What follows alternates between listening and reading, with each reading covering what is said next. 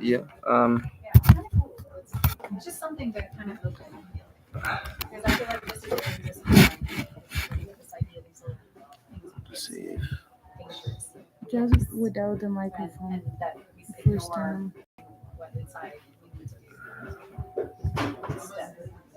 So I think it's just curious and interesting. So I've checked out little bits. Money spent on the phone. Yeah, the farmers don't want, they're gonna make sure.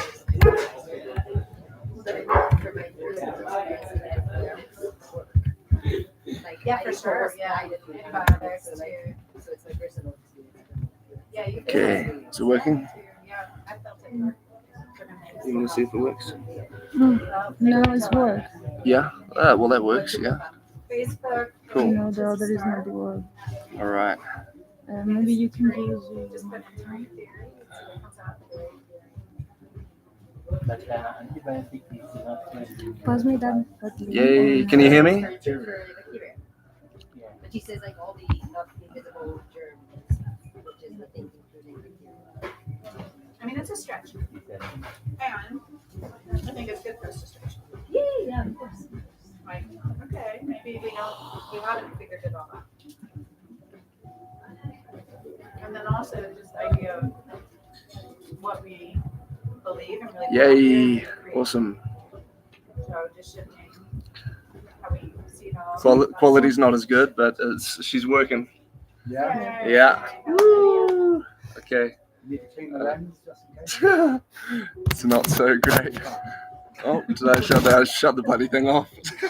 No. Alright. Yeah, I think we're good.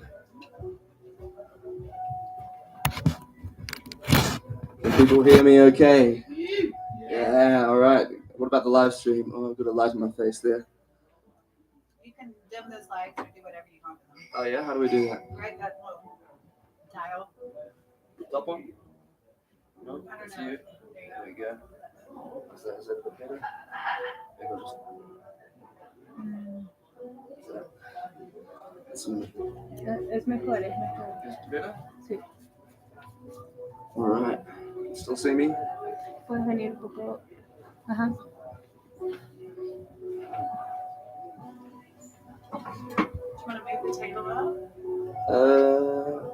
Table, sorry. I don't know. Is it? Oh, I think it's okay. Sí, sí, okay. sí, sí. What's happened to my nuts now? My precious notes. Oh, I heard you say nuts. Oh, my nuts. No, not my nuts. I think I've still got those. Katari, would you be able to help me? Whatever I did with the deals. It's just typical, isn't it?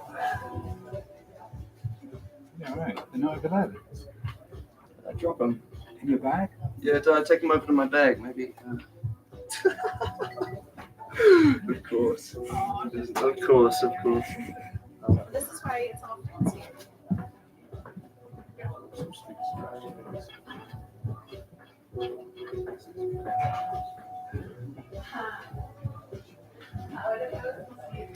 Okay.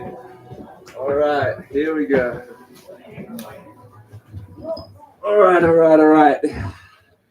Here we go, finally. An hour late, typical, right? Is the audio stream working? Live stream? Yeah, it seems to be. Fantastic.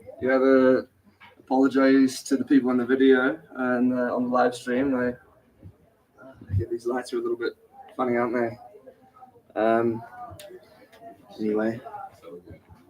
You can stand back a bit and get a light in ¿Me puedes pasar Is that el better? link? We're right there? We can open the curtains to get rid of sunlight. Quizás más adelante de la luz. Here? A ver, atrás ahora. Sí, mejor. Yeah, mejor? Yeah, see? Okay.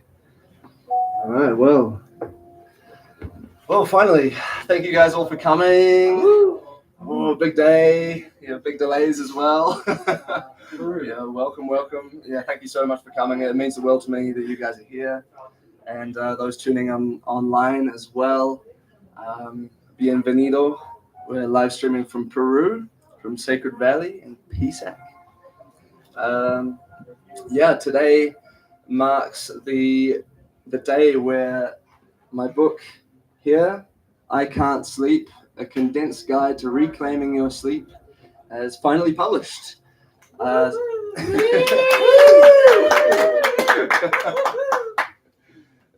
Yes, it's been a monster. It's been almost 5 years creating this thing. So it's been been a big journey, and it's been more than just a book. It's been a process of changing my life. It's also led to a website. So it's been a big one. And today was a special day as well, September the 1st, which is my grandmother's birthday, Margaret. We call her Mama. And it's her birthday today. She's no longer with us, but this book is dedicated to her. And so we'll get to it.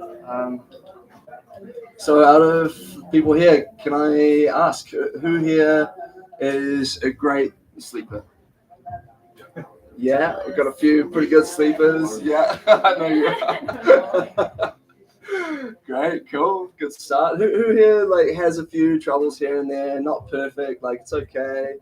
Yeah. Couldn't sleep last night at all. No, yeah, but it happens to the best of us. Who here really struggles with sleep? Sometimes, yeah, it comes and goes. For some people, comes and goes in waves. Been like that for me in the past, even now, no one's a perfect sleeper. But so I'll quickly go through. We're already a little bit behind schedule, but for the plan, I'll try for some efficiency and some speed. Take your time, man. Thank you. But I think everyone here already knows me, but for the live stream, for recording purposes as well, my name is Matthew. I'm a writer from New Zealand, and why this book? I am also a self-proclaimed ex-insomniac, self-cured through the process of writing this book.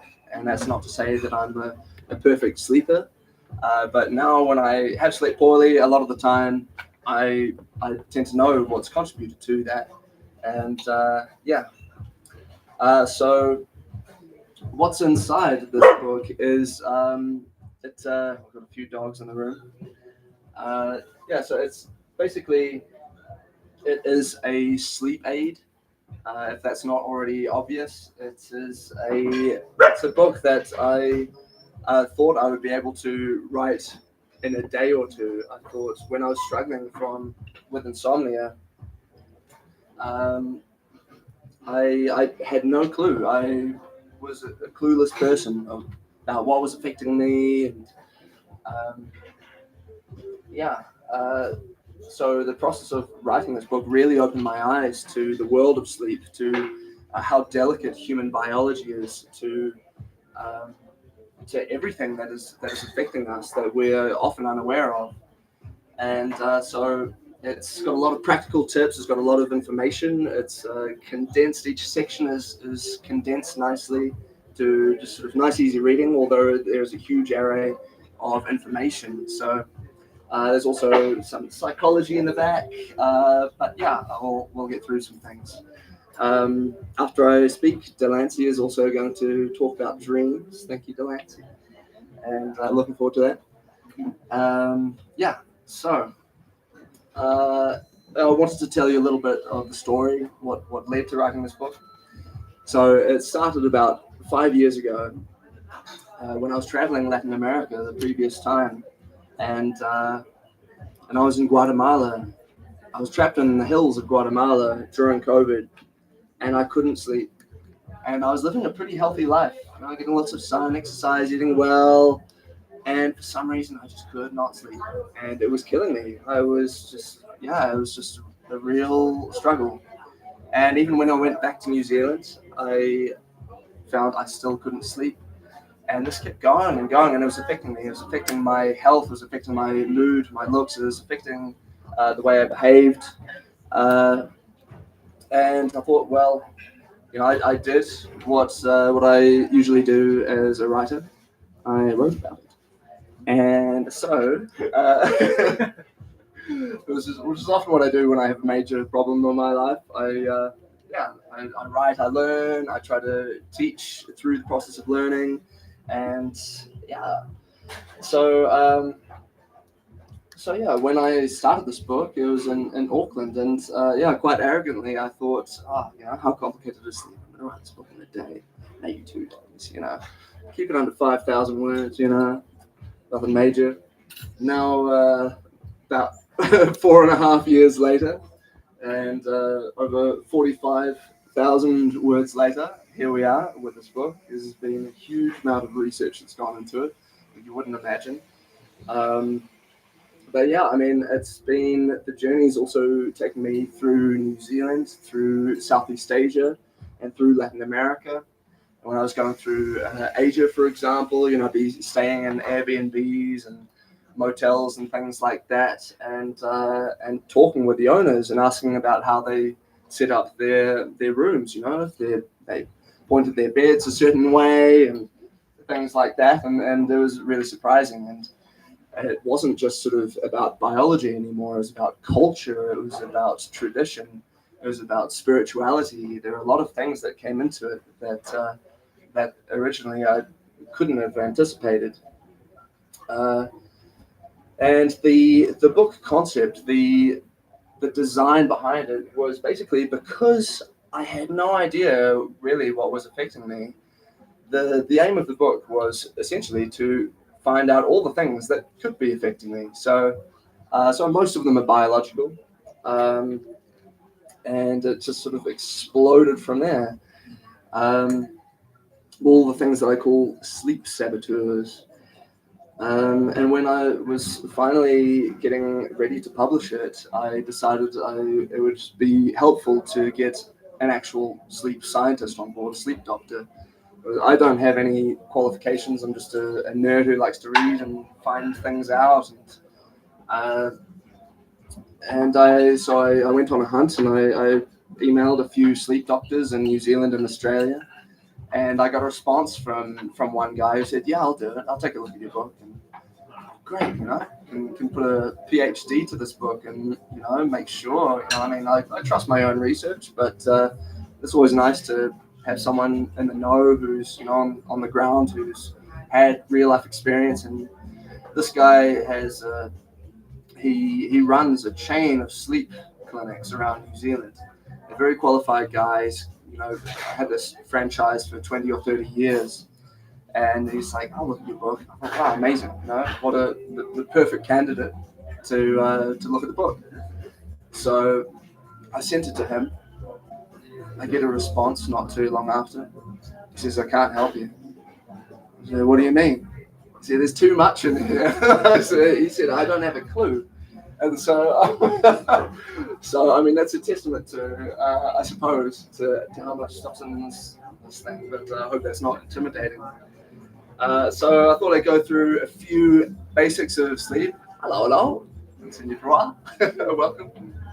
I thought I'd go through a few sleep basics and then give you a few tips and tricks and hopefully wrinkle some brains.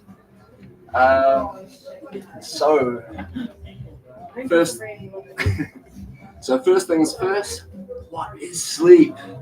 Well, obviously, I think people really know the basics of it, right? It's for recovery, for rejuvenation, for healing, for feeling better. But I think when it comes to the world of sleep, people like myself often severely underestimate how complex sleep is and the delicateness of its processes, the specificity of the processes.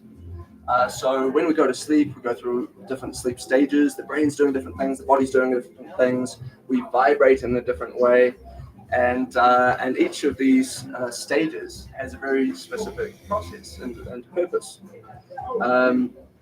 Temperature is also extremely important for sleep, and our body temperature changes as we sleep. I believe that we are also sensitive in a lot of ways that we underestimate, including to direction.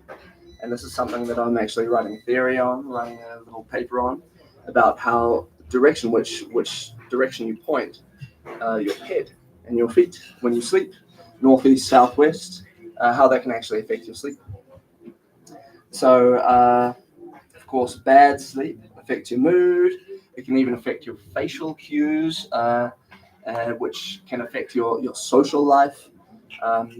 This has actually been shown in studies in the office with leaders, with CEOs, and people who run large businesses, how their businesses suffer because the people in their team feel less safe around them when they've had less sleep. It affects hormones and, quite importantly, long-term health. So the sleep stages. So who here knows about the sleep stages? A little raise of hands. Yeah, some tentative. Yeah, kind of. I mean, that's it's involved. It's involved. So, so we have three. The modern model. There used to be 4 non-REM stages. Now there's 3. 3 non-REM stages of sleep and a REM stage of sleep. Now, the first 2 stages are very, very light. They're just sort of basically just to set the stage for sleep, just to help to enter in and prepare the body and the brain so that we can enter these deep rest states. So the 2 really deep rest states are N3, non-REM 3, and REM sleep. And most people have heard of REM sleep. And so, simply speaking, non-REM sleep is usually, it's the closest that we get to the unconscious state. Closest, yeah. While with the REM stage, our brains come alive and they're extremely active, but our bodies are paralyzed. And when this happens, this is the main deep dreaming state. Chief Dog is amazing. Hey, welcome. So these are actually very important to know because they can actually help to diagnose if you're having sleep problems. You can sometimes understand what is wrong by which stage you get stuck in. So if you're having very light sleep and you never quite feel unconscious, it's likely that something's blocking you from getting to non-REM to N3 or to REM or to both. And one of the ironies of this is that sleeping pills actually tend to block both of these things. Oh, wow. So yeah, people don't realize, when they take sleeping pills, they get this impression that they're having really deep sleep and it's really restful. Actually, most of it, they're getting stuck in second gear, unable to get into third gear, or if we think of the sleep stages like gears in a car, except it doesn't quite go in order from 1, 2, 3 into REM. N2 is the launching pad for both N3 and for REM. And so there are, is it possible to maybe get this little doggo out or something? I don't know. Oh, is it this one over here? Well, hopefully it's not too distracting. Sage Right. and respawn.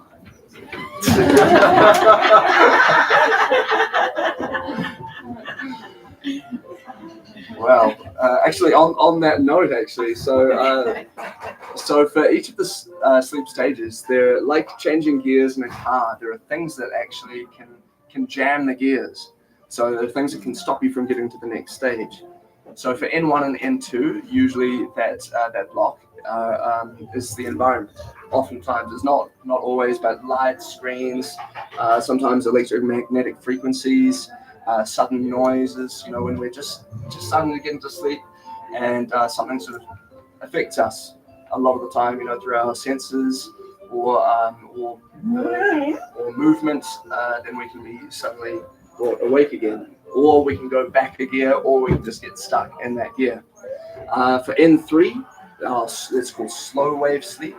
So this is our deep, restful sleep, more for the body, but there are also things that helps with memory consolidation and things like that in N3.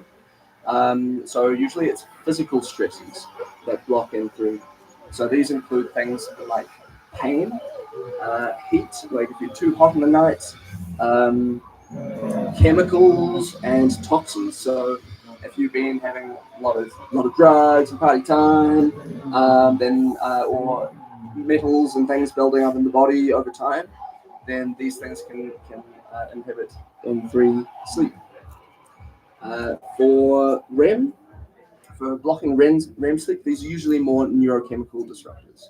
So things that are affecting the brain. So these can be things that affect us hormonally or affect our neurotransmitter balance. Stimulants like coffee, or stress hormones. If we're very stressed, they can affect us and prevent certain stages of sleep, as well as certain medications like antidepressants. But the takeaway here is that sleep is a process. It's not a switch, and so a lot of the time people just lie down and expect to just sort of fall asleep. And historically, if they've managed to, when they suddenly encounter insomnia, it becomes confusing. You're going, why can't I sleep? And this was something that plagued me.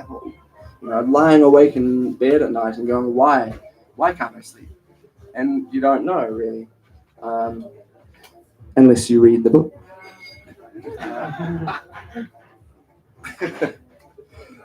So some of the most important factors in consideration. So I've got one thing that I consider to be, and a lot of sleep doctors consider to be, the most important thing. Can anyone guess it?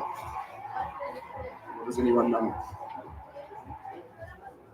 Most important thing when it comes to sleep? Stress? No, but it's a good guess. No LED lights before bed. That's a big one. That is a big one. But it's not the one I was thinking of. No. Caffeine? No. What's But all these. what's the question? What is considered by many people to be the most important thing when it comes to sleep routine, to sleep health, and better sleep? What was that? Routine. Who said that? I did. Oh, you did. Yeah, that's the one. Routine or consistency. So if you so they say that if your bedtime is varying wildly from night to night, then they say that's approximately as bad as smoking a pack of cigarettes a day for your health. So it's quite bad. It affects the heart, it affects the brain. It has a lot it takes a toll on the body, and people underestimate it. And I've underestimated it, and it's something that I've gotten better at, although still can't claim to be perfect there. But yeah, sleep ultimately is a biological process. And what it really comes down to a lot of the time is the balance of neurotransmitters and hormones in your body that are causing you to either stay awake or calm down into sleep. So we have excitatory neurotransmitters and inhibitory neurotransmitters. And our main inhibitory neurotransmitter, which sort of stops the neurons firing as much in your brain and in your central nervous system, in your spine, things like that, is GABA. And this is how a lot of sleeping pills work. Especially the benzos and non-benzo hypnotics, also called Z drugs. These work on the GABA receptors, and the old school sleeping pills used to work the same. And they would support the GABA. They would make the GABA stronger, and so it basically be like a global cerebral break for neural transmission, and it sort of dampens and quietens the brain and the body, your sensitivity, your nervous system, and so effectively it's drugging you to sleep by turning down the volume on your brain. But this obviously has other effects, side effects. It can worsen your memory. It can make you moody. It can make you cloudy, and it can make you give you a sort of hangover sensation afterwards. So yeah, because sleep is a biological process, there's so many things that affect this balance of wakefulness and sleepfulness. You get me there. And yeah, so I mean, this can include what food we're eating, obviously stimulants, coffee, alcohol. It can, our relationship with light is extremely important, and I'll get to that in a second. But one interesting fact that I came across towards the end of writing this book is that we can be affected by our routine, by the routine and the things that we did and took and had 2 weeks ago.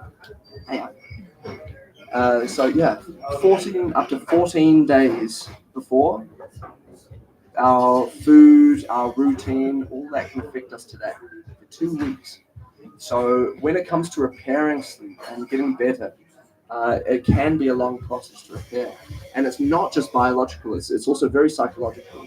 And especially if you're like me and you've had a lot of sleep issues in the past, getting back to sleep and getting back to this routine, it requires a reparation of the relationship with sleep, with your bed, with your sacred sleeping space. So there's, yeah, relationship with light. Yes, I'll get to that in a second. Thank you, notes.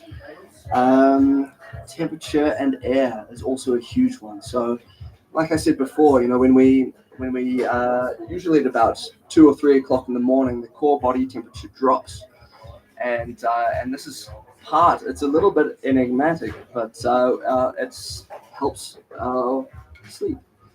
We get better sleep quality when we're colder.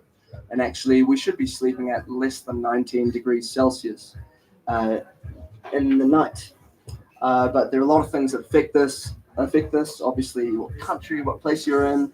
But one very important thing that people underestimate, one thing that I had no idea about, is how our sheets and the fabrics that touch our body are affecting us. And this is huge. And so this can go into the weave of the fabric. This can go into, the material itself. So synthetic fabrics are the worst. There was a study that was allegedly done by a Jewish scientist called Dr. Heidi Yellen. I think there was a double-barreled last name, but she used an ag environment machine to measure the frequencies of different fabrics. And what she found was that these synthetic fabrics had the human body supposedly resonates more or less at a healthy 100 units when it's healthy. And that can drop right down when we're unhealthy. Children tend to have a higher vibration. But if the general principle is that if the fabric that we are touching, and this applies to our waking lives as well, when we are walking around wearing the clothes that we're wearing. Hey, bienvenido. Buenas tardes. Lo siento, estoy hablando en inglés hoy. Espero que esté bien. No. Una silla, mami, también. Afuera otra silla. ¿Tú quieres silla también, mami? ¿Quieres silla? Sí, también.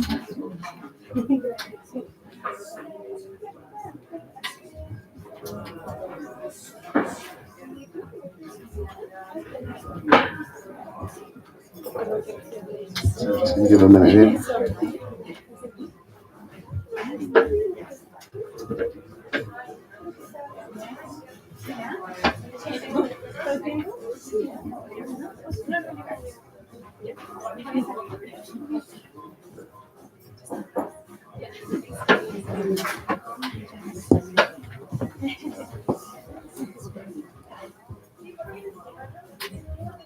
All right, we're comfortable. Come on.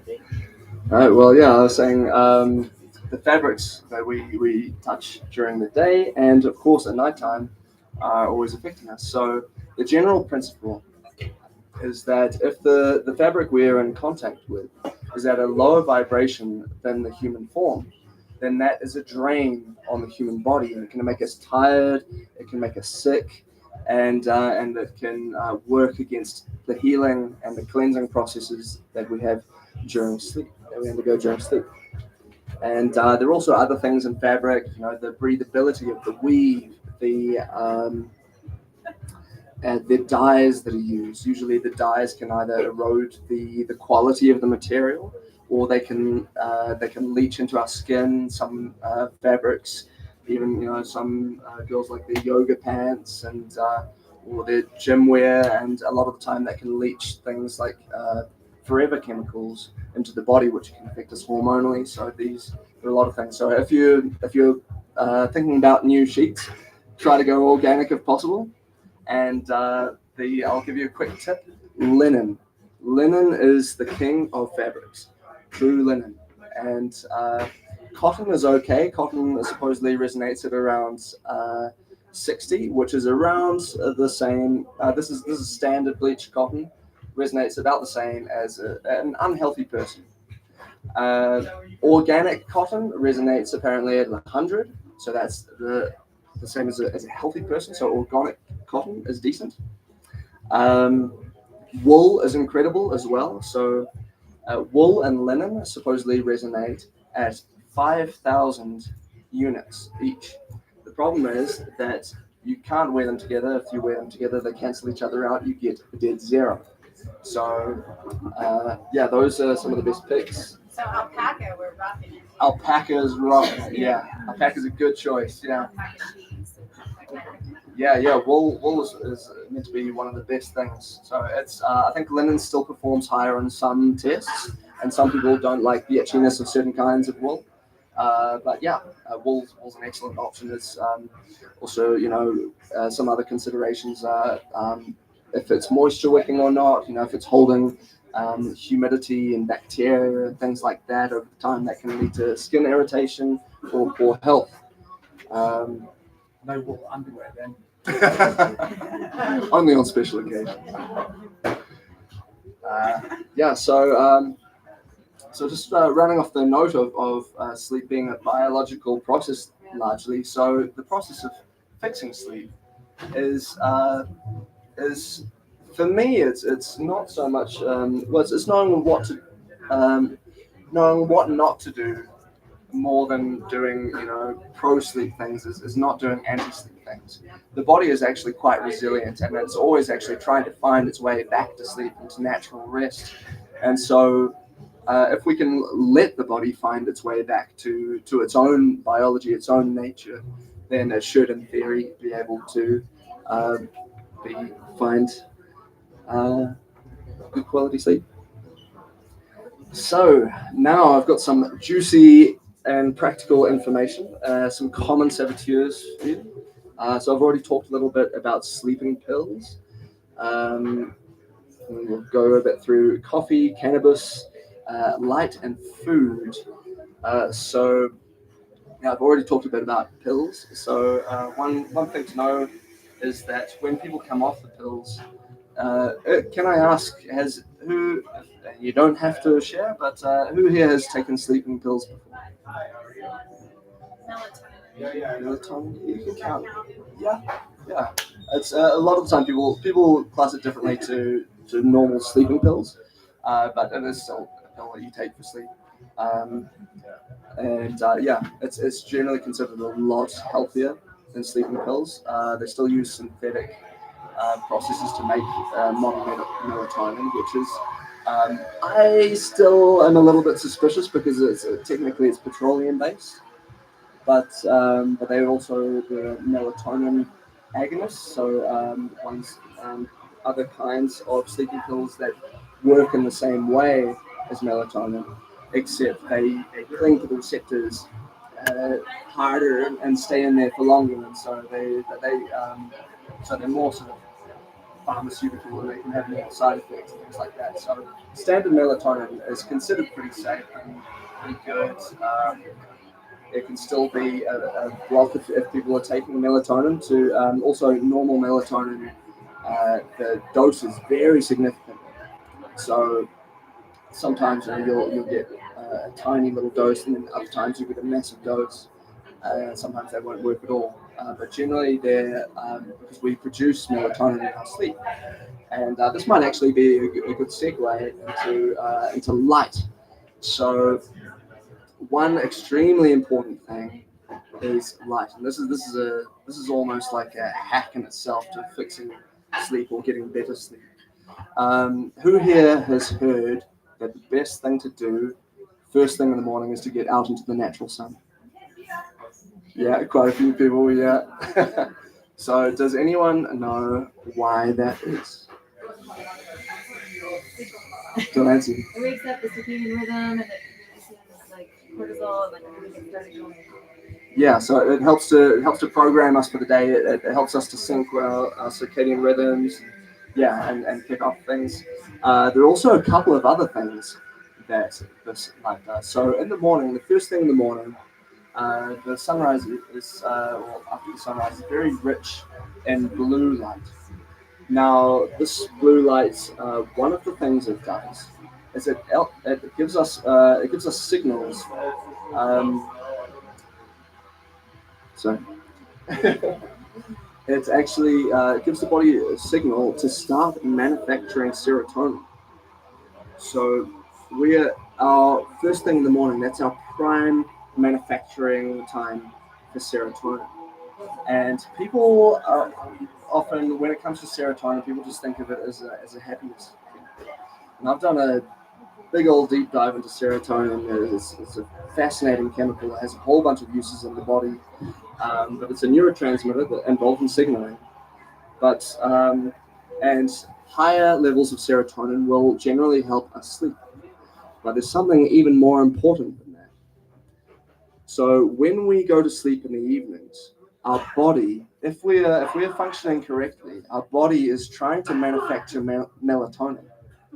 And if we're taking melatonin or sleeping pills orally, then our body's not used to manufacturing that melatonin, and it gets used to something else during the work, and it just says, well, I don't need to manufacture this melatonin. My body's falling asleep in other ways.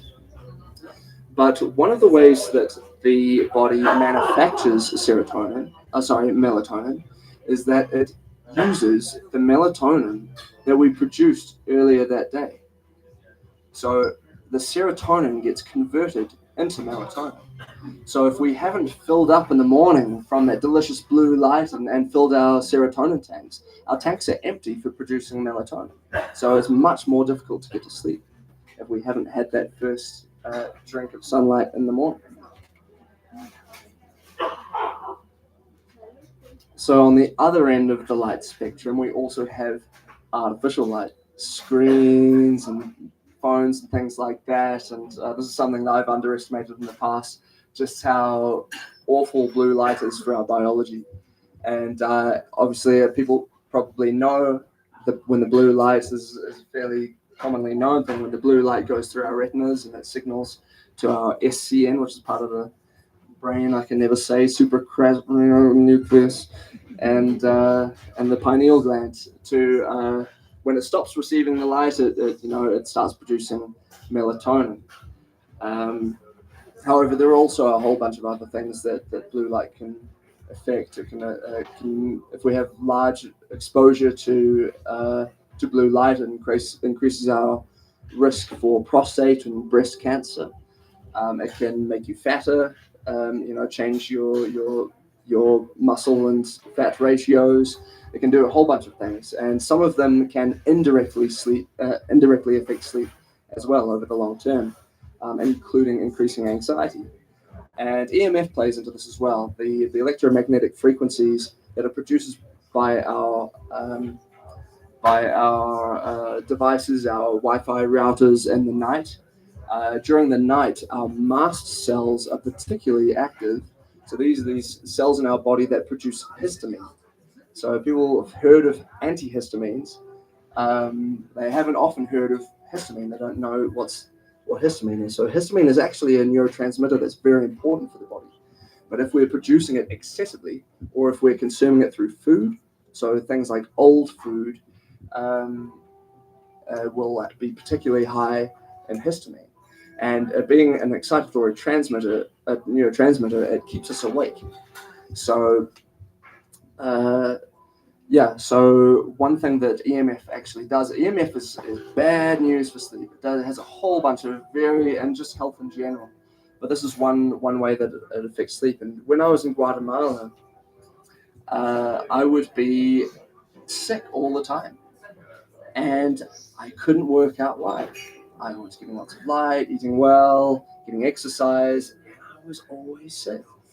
I thought, why the hell is this?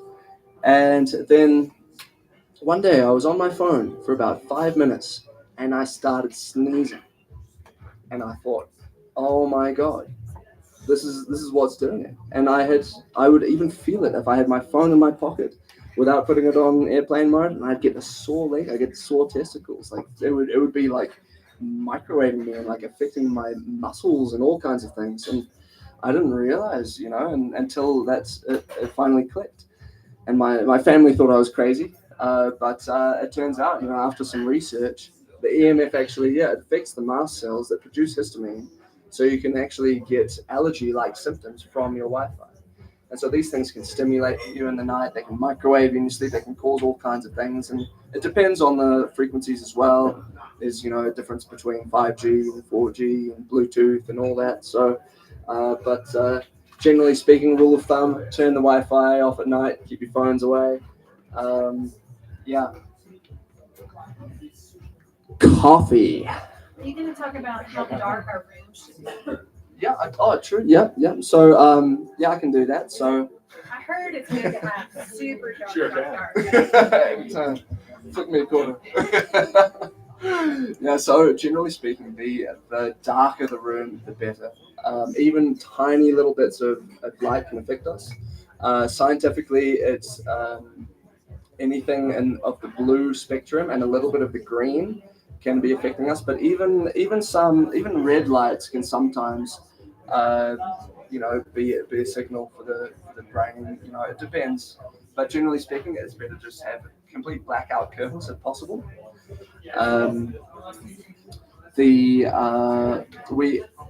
So most of our wakefulness comes from light going through our eyes.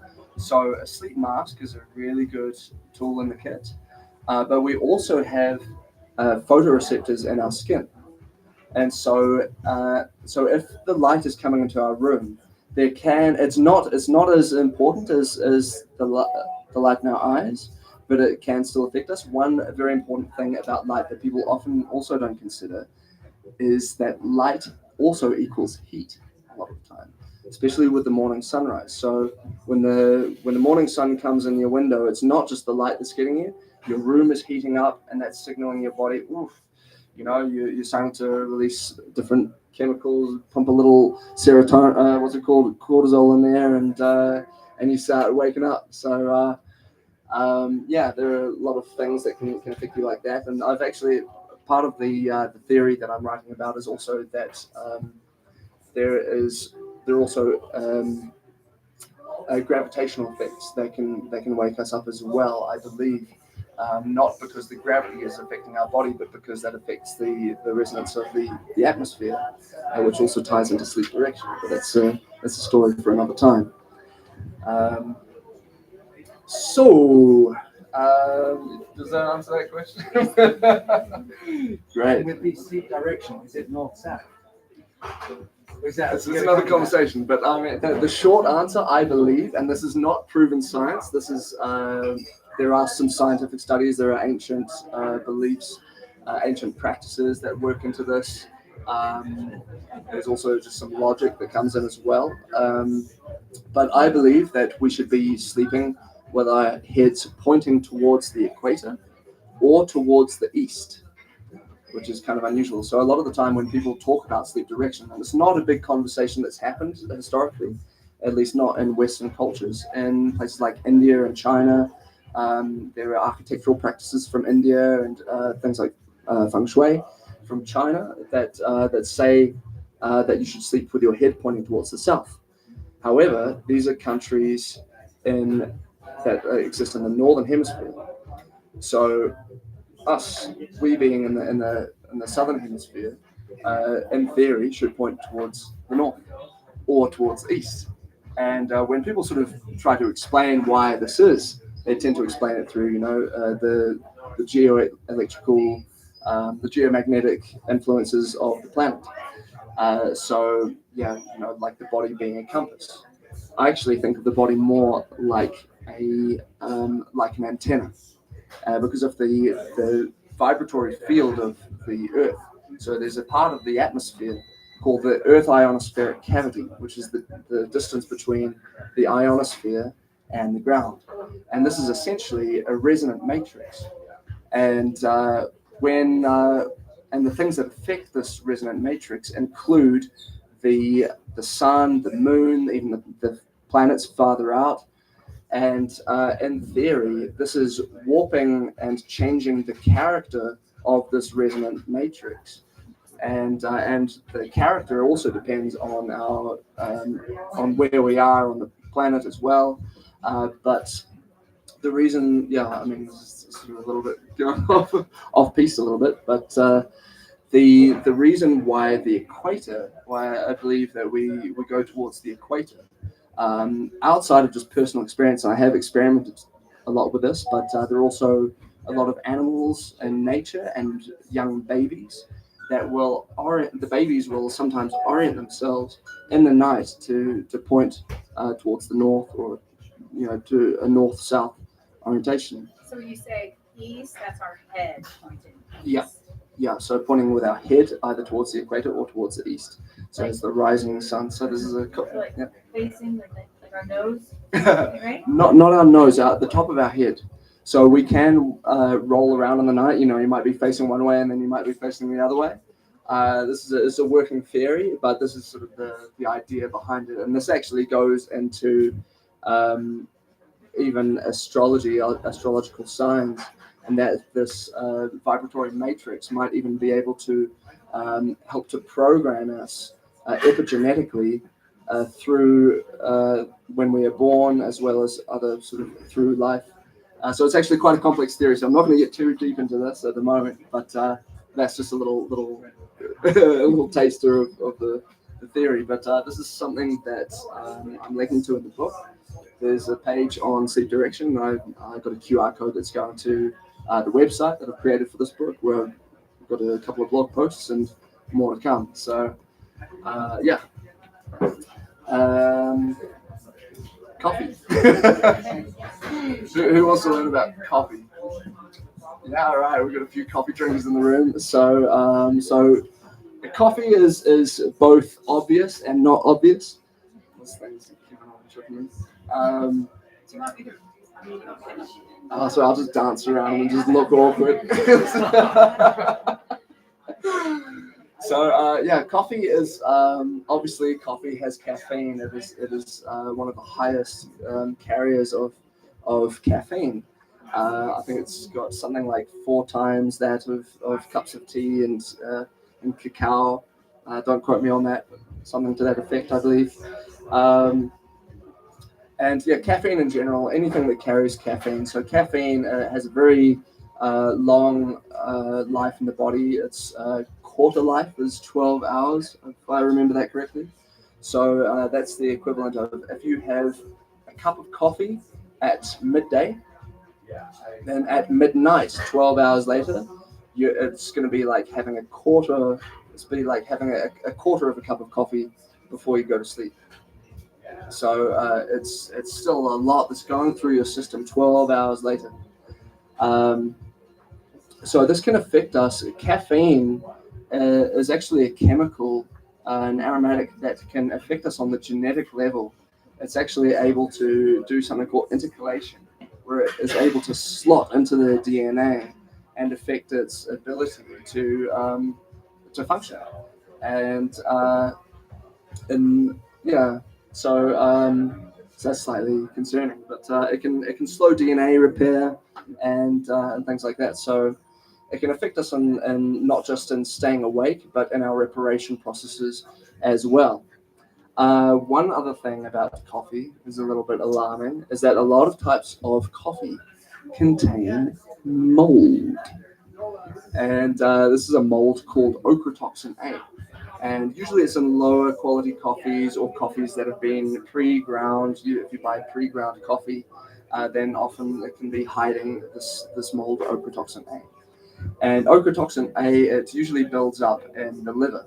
And but it can also basically over time, if you're a chronic coffee drinker, then there seems to be a lot going on over there. Her hair got stuck in the zipper. Let's go. So hair stuck in the zipper from the people at the live stream.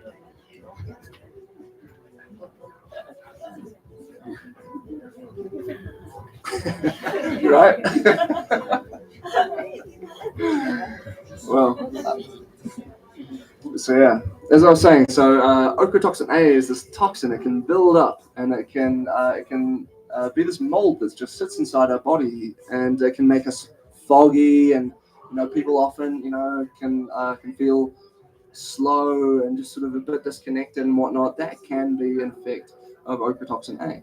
And so, fortunately, there are ways to get rid of it, to clean the body. There are a lot of different ways. I won't go through all the cleansing protocols, but gut bacteria is really important. And actually, there are studies that show how directly gut bacteria will affect sleep. So, if you have healthy gut, then that's going to give you a huge help, because the gut is really, in some ways, part of the brain. Some people call it the second brain. Some people even call it the first brain because of how the fetus develops. And a lot of our neurotransmitters are produced there, and an attack on the gut is an attack on the brain. And a leaky gut will also allow things through the gut to get into our brain, to permeate the brain, and and we can have a collection of metals and all kinds of things there. Things like kefir are really good for getting rid of mold and for general sleep health. Hey, Matthew, Matthew has a question. Yeah.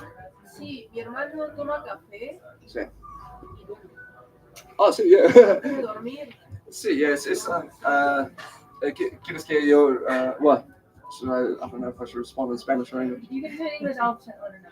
Okay, yeah, okay, I'll do it in English. I mean, I still love coffee. I still drink coffee regularly, but a couple of things I do. Firstly, I supplement. So coffee, one of the things coffee will do, and same as alcohol, coffee, alcohol, possibly cigarettes. Don't quote me on that, but coffee, alcohol. I think there's another major one. Write that down.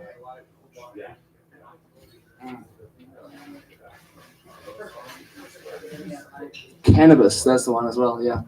So yeah, coffee, alcohol, cannabis, and a lot of other drugs. They'll rob us of magnesium, vitamin C, and will often block either the absorption or retention or the function of vitamin D as well. So people who smoke a lot or drink a lot often will look paler because they won't be able to make use of natural sunlight as well. So supplementation is very important for coffee. Also, the time that you drink it as well. So if you're drinking it very early in the day, then it gives it more time to wear off. The effects are less at night. But coffee can also, it excites parts of the brain, but it also reduces blood flow to certain parts of the brain. And drinking coffee over a long period of time can actually shrink your pineal gland, which is worrying. Shrink the pineal gland? It can physically shrink the pineal gland, yeah, if you drink a lot of coffee.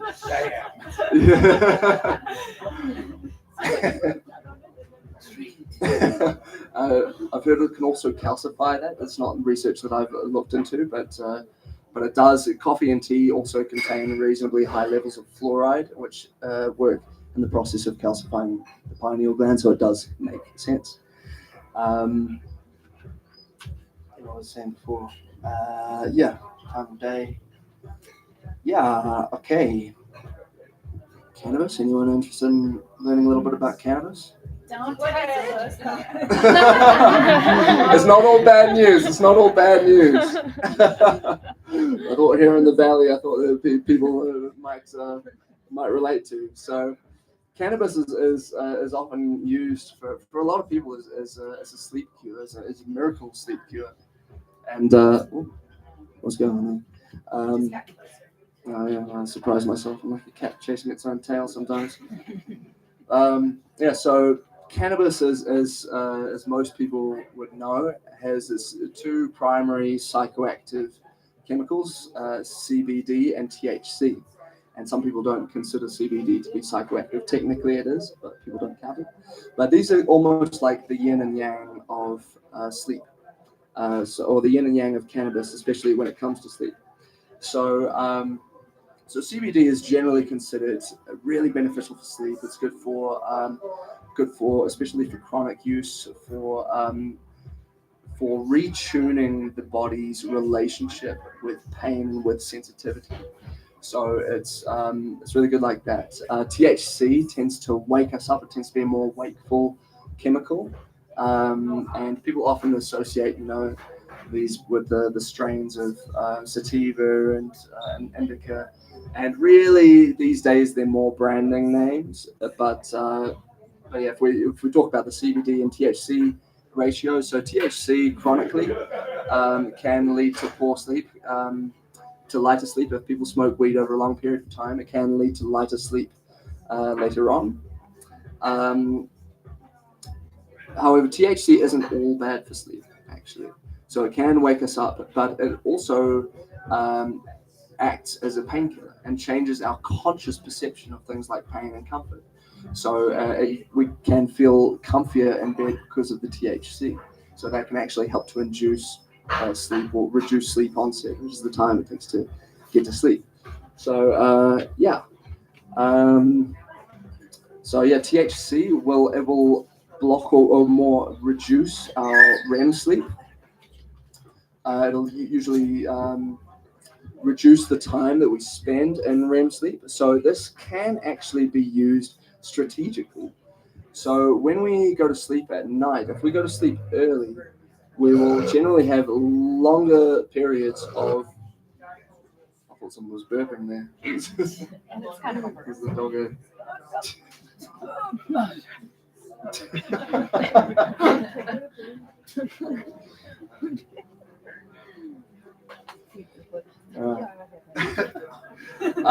So THC will actually reduce our REM sleep. But if you're an athlete, all the athletes in the room might be wanting to know about this. It can actually channel our sleep architecture more towards N3 sleep. So especially if we're going to bed late at night. So people who go to bed late will, as we get towards morning time, the REM stages get bigger and bigger, and the N3 stages get smaller. So there's a trade-off between N3 and REM as we progress towards morning time. And if we chemically inhibit or reduce that REM sleep, then we can actually have more slow wave sleep. So in some situations, that can actually be a tool. It can be useful. What can it be useful for? What I just said. What's the Like benefit of the N3? Sorry. What's the benefit of more N3? Oh, sorry. So N3 is slow wave sleep. So this is more physically restorative, but it does also have benefits for I think memory consolidation, and other sort of some benefits for the brain as well. So N3 is more like healing and repairing and maintenance, while REM is more like processing.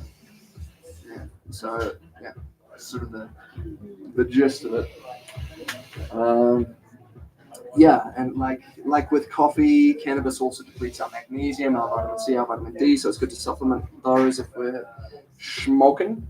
Cannabis can also affect the thyroid. It can affect the hormones that the thyroid produces. And negatively. Poor thyroid health can also affect the hormones we produce and can lighten our sleep, and even in some cases may compound with other hormonal problems, especially with women. And finally, there are also associated activities with smoking. You might be watching more screens and things like that, or going for a dance, which might be waking you up at night. Potato chips, well, potato chips are usually, so I go into that? No, I'm not going to go into that. I'll leave that bag alone. I was going to touch a little bit on food and digestion. So one thing. So pain is there was a survey that found that something like 95% of all people had experienced some kind of sleep disruption in the last 2 weeks from pain. 95%. I'm hoping I'm getting that fact right, but it's something. If it's not that, it's something similar. But gut problems are also a massive contributor to that. And people not eating right, and people getting bloating and gas. These can come from high fiber diets, can come from having too much protein before bed, it can come from processed foods, from foods that contain things like FODMAPs, which are essentially fermentable carbs and sugars. So diet is super important when it comes to sleep. Um, the quickest answer is natural eating. Obviously, processed foods, cut it out. Artificial sweeteners, preservatives, artificial colors. These are all awful for sleep. They're debatably worse than even caffeine. Some of them can stay in the brain for 5 days or more. They're known to give children hyperactivity and ADHD. There was a study that found, I think it was 64%, I believe, of children with ADHD, when they were put on a natural diet, the ADHD was completely cured. So diet matters a lot, and yeah, always look on the back of your packets. Things like sucralose, these artificial sweeteners, terrible, and aspartame, or aspartame, things like that. Yeah, and also eating too close to bed. So protein actually, if we eat too much protein, that will actually make the body want to produce neurotransmitters, excitatory neurotransmitters that'll keep us awake. We want to be eating ideally 3 hours before bed. And yeah. Just protein? No, I mean, there are, no, it's not just protein, but things like carbs. So there's tryptophan. People know what tryptophan is? Yeah, cool. For those who don't, it's a building block the body uses for things like serotonin, melatonin, even DMT, which could also play a part in sleep. And tryptophan is, if we have tryptophan in the bloodstream, then the body can make use of that and help to get to sleep faster, producing the right sleep hormones. If we eat carbs like breads and things, and too much of it is not a good idea. And nutrition is a monstrously large subject, and it's quite a bit in the book. So I'm gonna point to that and say, get that if you want to know more. But yeah, there's so much in nutrition. We have a saying here, Matthew. Eat breakfast as a prince, lunch as a king, dinner as a pauper. Slightly the other way around. Breakfast is a king, lunch is a prince, and dinner is a pauper. Okay. But yeah, exactly. And that's actually something to touch on. So there's also a relationship between food and light. So between food and light, so there's a correlationship there. To do with our hormones and things like that, and the signals that are being sent to our body for energy metabolism, and it's extremely important for our circadian rhythm. So this seems to be this ongoing debate. Should I skip breakfast in the morning, or should I have a big breakfast? Or if I have breakfast, what kind of breakfast should I have? So as a kid, I was always told, eat your cereal. The cereal is generally, as far as I'm concerned, a terrible breakfast option. Toast and fruits and things like that, because as soon as our body, before we wake up, there are signals that are sent to our liver to dump sugar into the bloodstream. They get us up and going for the morning. And if we're going up and we're eating toast and fruit and carbs and things like that, we're doubling up on sugar. It can lead to liver problems. It can lead to energy crashes. It can do all kinds of things. So the best thing in the morning, proteins and fats. And they say a bit of fiber as well can be good. But yeah, proteins and fat will stabilize your circadian rhythm. It'll give you more energy. It'll make you eat less, ironically. But yeah, so that's the best thing. It'll also be so a protein-rich breakfast will also help you produce things like melatonin and things at night. It also reduce your cortisol. So if you're prone to anxiety and stress, then a protein-rich breakfast in the morning is well. While carby, sugary breakfasts can have the opposite effect. Now, did you say with lower cortisol? Protein would lower, like it helps with stress control and so yeah. Boop, boop, boop, boop, boop. Let's see. So well, I mean that probably covers some of the major points of the sleep saboteurs that I was going to go through today. The project from here is a quick note on that. So what you can expect from the book. How much is it? Well, good question today. So today I was thinking $50. The retail price is probably going to be close to 70. And online there's also going to be the ebook coming. There is the soft cover coming and an audiobook coming. So stay tuned for those. So this is the hardcover. Just literally finished printing today. It arrived just a few hours before. So the first time really holding my book in my hand. Exciting times. We got it made a little bit bigger. So it's a bit.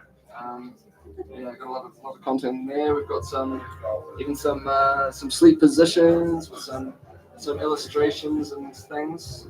I've invented a few of my own sleep positions. Some funny names in there too. But with a bunch of sleep facts. The online stuff's coming soon. So what you can expect from it. So there's obviously a lot of science in there, but it's not too dense. I'm not a neuroscientist, and actually a point of difference that I really wanted to make with this book was that it wasn't some dense textbook. It was accessible for people who are suffering with insomnia, like I was, who just wanted, straight to the point information. There is some parts that does sort of require a bit of context or it's useful or interesting to know. There are a few of my own little theories and speculations, which I've tried to mark as best as I can, so it's not sort of confused with stuff that's accepted in mainstream science. But at the same time, I'd like to think they've still got some pretty still pretty valuable. A lot of practical tools. There's the last sort of section of the book is dedicated to psychology as well, and reclaiming the mind and repairing this relationship with bed. There's also a whole section of tips and tricks, little things that include things from things like hand mudras and things we can incorporate into our routines. Little food hacks and things like that. So a few little sleep hacks in there as well. A lot of practical tools, techniques, theories, and even some mention of ancient practices and wisdom. It's really for anyone. It's fairly PG, but don't start that one. Oh my goodness. What's not PG in it? No. Well, I mean, there are a couple of mentions of how sex can affect sleep or things like that. Being in bed with someone, but generally speaking, it's it's only a very tiny little part. It's not a dirty book. I promise you. It's very very clean. Very It's when I started writing this book, I wanted to get it under 5,000 words, just to have it as a lunchtime read. When I started realizing how much, I wanted to be so practical and direct, but then I realized it lost its heart. So I put a little bit more heart into it as well. It's for professionals, for students, for parents, for drinkers, smokers, coffee and screen addicts, or basically anyone who's just running on empty or suffering a little bit. So you don't need to be be completely lost and having terrible sleep to need the book, to benefit from the book. It can help to. I mean, it's just to me, it's an extremely interesting book, but I feel like it could help anyone and everyone with just making improvements, not just for themselves either, but for helping other people. There's a statistic that says around 60% of the global population suffers with sleep issues, which is huge, and it seems to be getting worse and worse, especially in Western countries, where we've got screens and our exercise and eating habits are worsening. We're not getting as much light, and so all these things are compounding, and it's people are suffering not just mentally, but people are getting more heart attacks, more strokes, more driving accidents, more work accidents. Their businesses and relationships are suffering. So it's costing the global economy trillions of dollars, and so this is kind of my little effort to help things along. So if you learn something here today or from the book, if you buy it, I welcome you to share that information, share the book, and just share the love, share the help. So yeah. So today, like I said, offering it for $50, but if someone needs help and struggling with that sort of thing, then we can talk and work something out. So